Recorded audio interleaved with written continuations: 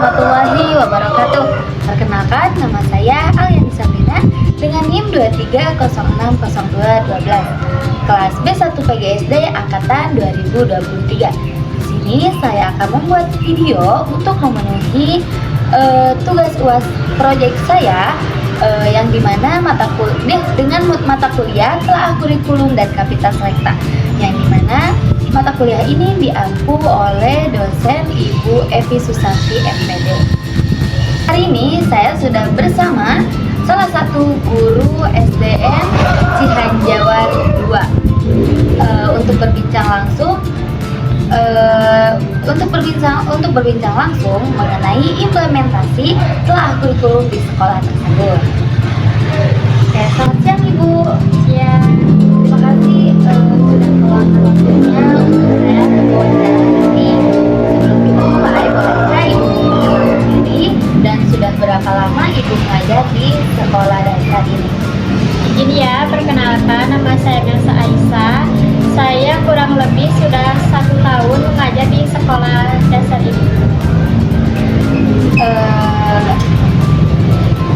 Baik, kita langsung saja kepada intinya, yaitu terkait tugas saya mengenai telah kurikulum dan kapital selekta. Sebenarnya kurikulum apa yang saat ini sedang diimplementasikan secara penuh di sekolah Ibu? Kalau untuk saat ini sih di sekolah kami sudah menggunakan kurikulum merdeka yang secara bertahap. Namun untuk kelas-kelas tertentu juga difokuskan dari kurikulum K13.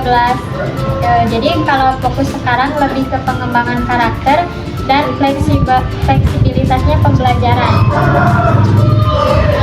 Menarik sekali ya Bu, mengenai struktur kurikulumnya sendiri, bagaimana sekolah mengatur pembagian jam pelajaran terutama dengan adanya proyek penguatan profil pelajar Pancasila.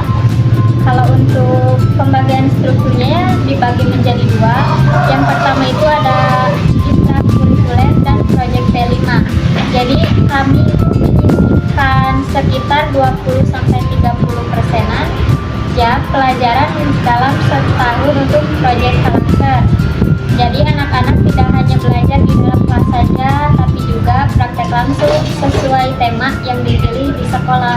Begitu. Lalu bagaimana dengan kapital selekta atau muatan lokalnya? Apakah ada nilai-nilai budaya daerah yang dimasukkan ke dalam kurikulum di sini? Tentu saja, karena kita di Jawa Barat kan ya, kami mengintegrasikan muatan lokal bahasa Sunda dan seni tradisional juga ada. Dalam kurikulum merdeka, kami bebas mengaitkan materi pembelajaran dengan konteks budaya besar sekitar kearifan lokal agar siswa lebih mengenali lingkungannya sendiri.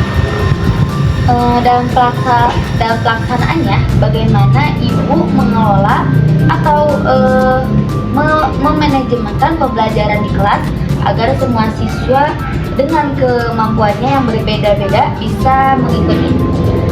Kalau itu kami menerapkan pembelajaran berdiferensiasi. Nah, saya memetakan kebutuhan siswa dulu. Jadi metode atau media yang digunakan disesuaikan dengan kesiapan mereka, begitu. Manajemennya juga memang lebih menantang karena guru harus lebih kreatif menyiapkan modul ajarnya. Begitu. Terkait evaluasi, bagaimana Ibu melakukan asesmen atau penilaian terhadap siswa? Apakah masih mengandalkan ujian tertulis saja? Tidak ya, tidak lagi hanya ujian tertulis, ada asesmen formatif juga yang dilakukan selama proses belajar dan asesmen sumatif. Nah, kami lebih banyak melihat portofolio, hasil karya, dan observasi sikap, jadi penilaiannya itu lebih menyeluruh lagi. Selama menjalankan kurikulum ini, tantangan apa yang paling berat yang dirasakan oleh Ibu tersendiri? Tantangan mungkinnya pasti selalu ada gitu.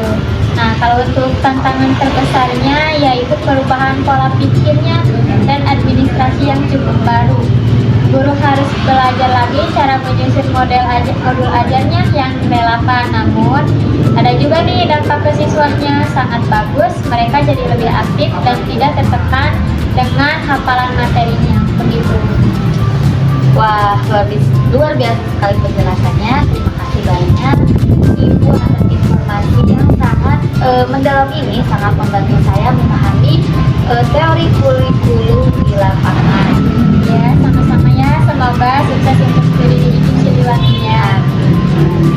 Oke, dari hasil wawancara tadi, saya belajar bahwa implementasi kurikulum bukan hanya soal dokumen, tapi bagaimana mengadaptasi materi dengan kearifan lokal dan kebutuhan siswa.